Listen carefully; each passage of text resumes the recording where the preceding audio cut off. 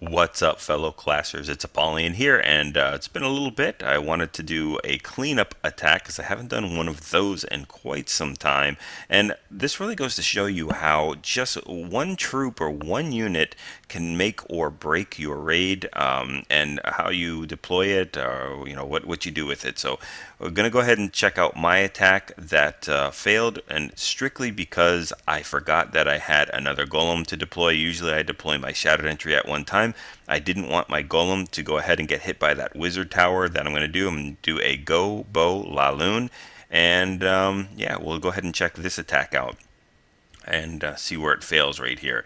So I'm going to go ahead and drop my, I think I'm going to start my funneling on the left hand side.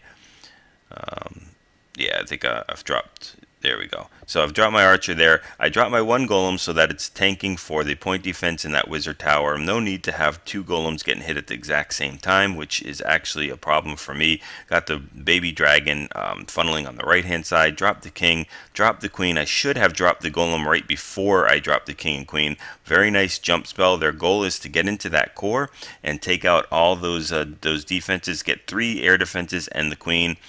Drop the bowlers in there, and you notice I still have not dropped my golem. There we go. Golem is just dropped in there. So now the king and bowlers are tanking in that core with quad Tesla and 2 grounded expos, which are going to go ahead and peel through them. We've got a full golem that's barely tanking anything on the bottom.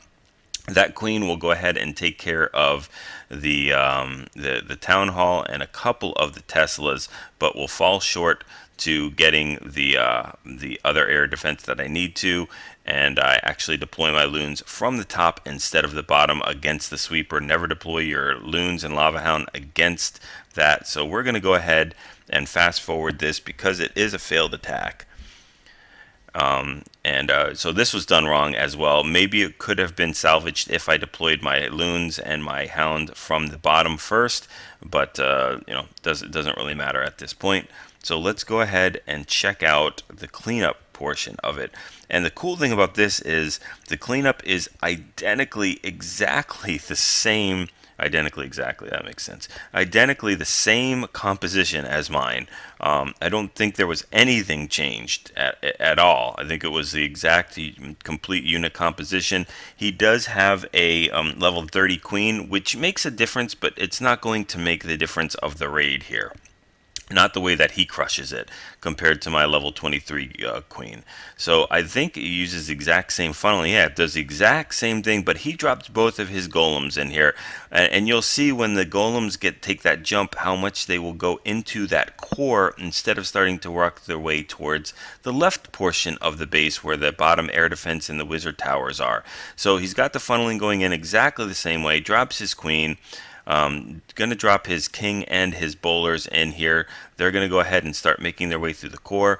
There we go with the poisons being dropped, taking care of that. But look at those golems. They are tanking out in front of that with the against those Teslas and all those expos. The queen is taking care of those side defenses. Bowlers are as well. Queen's going to go ahead and take this jump. The golems are still up, and the king is up as well, tanking. Queen gets down that 3rd air defense. Now he's going to work on this clan castle. Still has the ability, and at this point, this is why I say that the queen's level really doesn't make that much of a difference between my 23 queen and his 30 queen, was because he has not even used his ability yet. And on top of that, he's got all those 4 air defenses down. It doesn't make a difference whether he gets these expos down in this particular raid because they're set to ground, so it does not affect his lava hound or loon deployment because they're not going to hit it. So anyway, he's got lava hounds. Both of them are completely full lava hounds because there are no more air defenses to tank.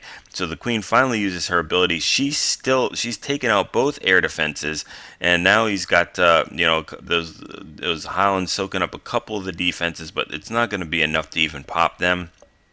He does have 2 loons still that are left over that he can use for cleanup, because obviously all of these loons, this mass destruction of loons, is going to take out this last air defense. So he's got the wizard coming in from the bottom. He's got another wizard from the bottom left, and he's going to start just dropping in some units. He's got 2 loons left over to go ahead and drop in just to make sure that they're at the right place for cleanup. And there we go. He's got a loon on the bottom there. So everything is, coming around, and I think he crushed his base in under 2 minutes. So, or just around that area. So again, that is, how much the timing of deploying one unit makes a difference to the raid. So I put together some good plans. That mine was a fresh hit. His was obviously a cleanup attack on it. Really well executed on his part. Really poorly executed on my part. So good job, Old Snake, on taking a plan that wasn't even a high percentage, only like 72%, and turning it into a 3. And that's exactly what you need to do. Find out what went wrong and make the adjustment. Get those 3 stars on that attack. So hopefully you guys enjoyed this. Enjoyed getting a chance to see what you can do to tweak an attack to make it come from a 1 or 2 star attack all the way to 3.